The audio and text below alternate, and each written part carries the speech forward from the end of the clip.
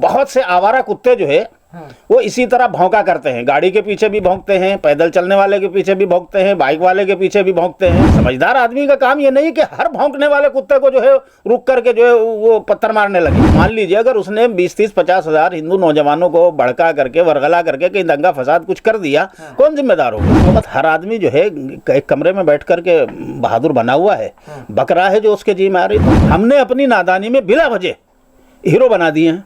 थूक दीजिए आप उनके मुंह पर, खुद मर जाएंगे अपनी मौत। आप यकीन जानिएगा कि उस वक्त नरेंद्र मोदी के ताल्लुक से ऐसी वाहियात और घटिया गुफ्तगू कर रहा था और पता नहीं कहाँ कहाँ की डींगे हाँक रहा था कि मैंने यूँ कर दिया और मैं यूँ कर दूंगा और मैं यूँ कर दूंगा। और इतने दिन में शाहदरा के हॉस्पिटल में या आगरा में भर्ती कराने के केस हैं ये।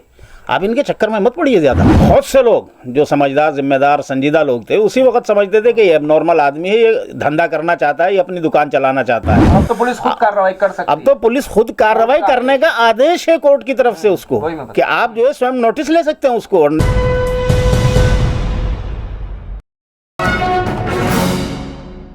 नूपुर शर्मा के बाद पैगंबर मोहम्मद सल्लल्लाहु अलैहि वसल्लम पर संत युवराज का विवादित बयान सामने आया है। आपको बता दूं कि संत युवराज वही है जो सीएए और एनआरसी के दौर में मुसलमानों के सबसे बड़े हितैषी के तौर पर सामने आए थे और सीएए एनआरसी के प्रदर्शन में अहम भूमिका में नजर आ रहे थे। लेकिन अब वो तलवार बांटते हुए और तलवार बेचते हुए नजर आ रहे हैं। हिंदुओं से उनकी अपील है कि अपने घर में सभी सनातनी हिंदू तलवार रखें, क्योंकि इस्लाम तलवार से फैला था और तलवार से ही खत्म किया जाएगा। एक बहुत ही विवादित बयान सोशल मीडिया के जरिए सामने आया है। इस पूरे मामले पर बातचीत करने के लिए हमारे साथ सीनियर जर्नलिस्ट अब्दुल रहमान आबिद साहब मौजूद हैं। आबिद साहब, सबसे पहले आपसे ये जानना चाहता हूं कि सनातनी हिंदू धर्म के लोगों को ये अपील क्यों की जाती है कि वो तलवार अपने पास रखें? ऐसा देखने को मिला कि सबसे पहले ये तलवार बांटने का जो सिलसिला शुरू किया वो हिंदू युवा वाहिनी ने किया, फिर उसके बाद हिंदू सेना सामने आई और उसके बाद सुरेश चौहानके ने भी तलवार रखने की अपील की और अब संत युवराज तलवार रखने के लिए कह रहे हैं और पैगंबर मोहम्मद पर विवादित टिप्पणी भी की है जो नूपुर शर्मा ने की थी। ये असल में एक धंधा है, कारोबार है। बहुत से लोग हैं इसमें। कुछ लोग ऐसे हैं जो संगठनात्मक तौर पर जो है इस कारोबार धंधे को करते हैं और बहुत से ऐसे हैं जो इंडिविजुअल इस कारोबार धंधे को करते हैं। जिस आदमी का आपने हवाला दिया अभी,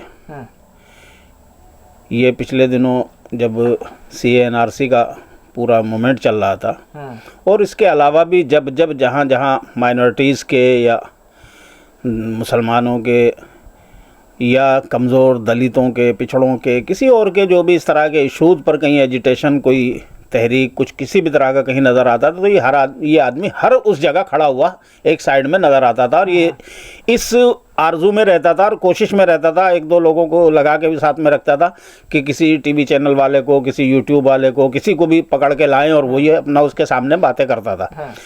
जब ये सीएनआरसी के ज़माने में या शाहीन बाग में नज़र आपको आया करता था या जामिया पे नज़र आया करता था, उस वक़्त ये हिंदू देवी देवताओं को इसी तरह से गालियां बकता था। आप इसकी वीडियोस उठा के देख लीजिएगा। मैं तो उसी वक़्त, और मैं ही नहीं, बहुत से लोग जो समझदार, जिम्मेदार, संजीदा लोग थे उसी वक़्त समझते थे कि ये नॉर्मल आदमी है, ये धंधा करना चाहता है, ये अपनी दुकान चलाना चाहता है। तो ये समझता है कि इस तरह करके इसकी दुकानदारी जो है वो चलेगी। जब ये हिंदू देवी देवताओं को, आरएसएस को और दूसरे ऋषि मुनि जो इस वक्त मौजूद हैं, हिंदू धार्मिक गुरु, उनको गालियां बकेगा। तो ये बकता भी था, बहुत दबा के बकता था और इसीलिए बकता था ताकि लोग जो है इसकी तरफ तवज्जो दें, लोग इसकी तरफ तवज्जो दें और इसकी दुकानदारी शुरू हो जाए। मोदी के ताल्लुक से इसने ऐसी ऐसी बकवास और वाहियात बातें कही हैं कि मेरा ख्याल से अगर होम मिनिस्ट्री उस वक्त तवज्जो देती तो इसको फ़ौरन अंदर कर दिया जाता, लेकिन उन्होंने भी इसको इस काबिल नहीं समझा कि इस पर कोई ध्यान दिया जाए। तो मैं तो मशवरा ये दूंगा आम मुसलमानों को भी और आम हिंदुस्तानियों को भी कि ऐसे एबनॉर्मल केसेस की तरफ ध्यान नहीं दिया जाता और उसका एक बहुत सीधा सा एक फार्मूला है।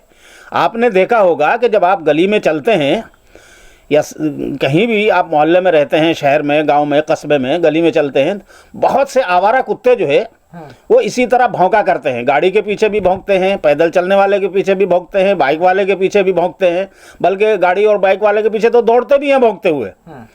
तो आप जो है रुक करके हर एक को पत्थर नहीं मारते, मारना भी नहीं चाहिए। समझदार आदमी का काम ये नहीं कि हर भौंकने वाले कुत्ते को जो है रुक करके जो है वो पत्थर मारने लगे, इसलिए अवॉइड कर दीजिए। लेकिन एक काम तो जरूर है समझदार आदमी का, जो उसके लिए किया भी जाता है।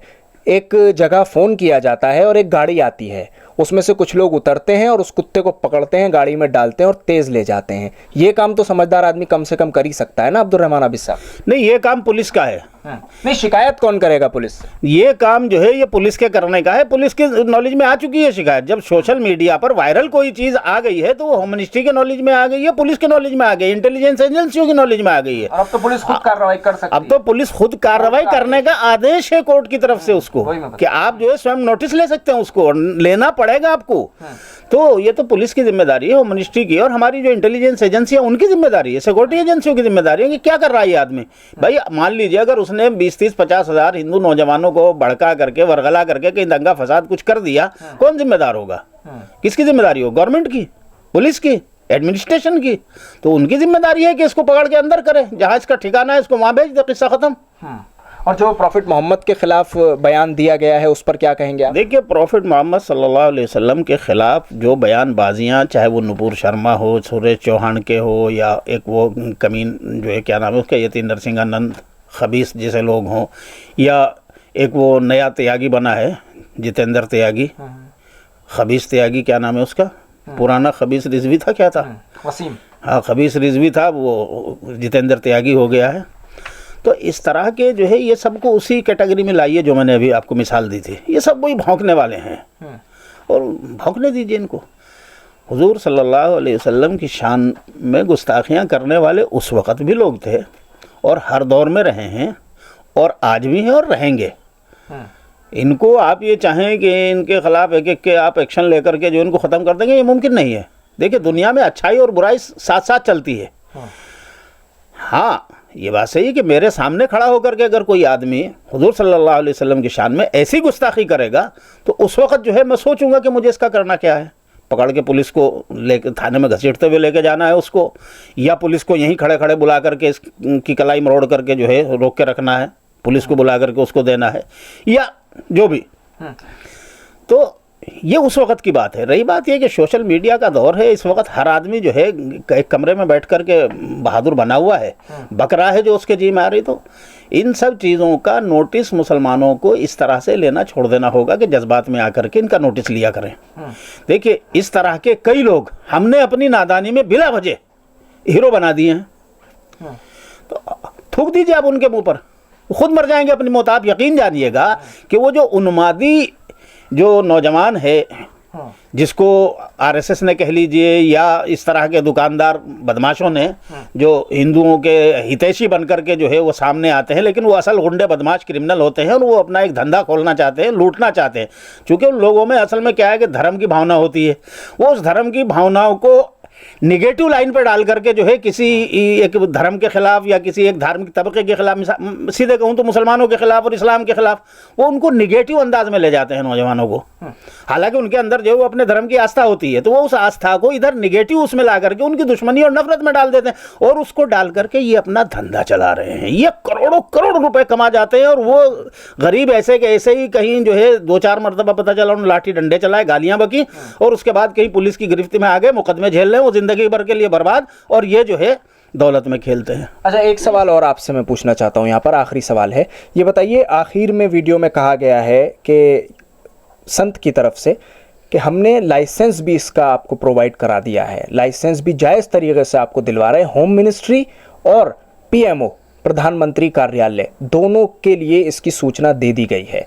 ये किस तरफ इशारा है साहब? क्यों लाइसेंस दिया जा रहा है तलवार का? मैं बता रहा हूँ ना, आप अगर जाकर के रिसर्च कर लीजिएगा होम मिनिस्ट्री में तो बिल्कुल झूठा बयान निकलेगा, ये 100% झूठा निकलेगा।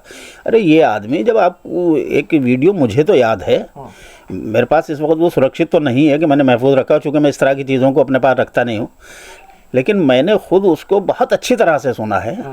ये उस वक़्त नरेंद्र मोदी के ताल्लुक़ से ऐसी वाहियात और घटिया गुफ्तगू कर रहा था और पता नहीं कहाँ कहाँ की डींगे हाँक रहा था कि मैंने यूँ कर दिया और मैं यूँ कर दूंगा और मैं यूँ कर दूंगा और इतने दिन में।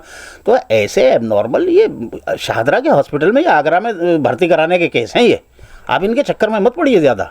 ठीक है, शुक्रिया बातचीत करने के लिए इस पूरे मुद्दे पर।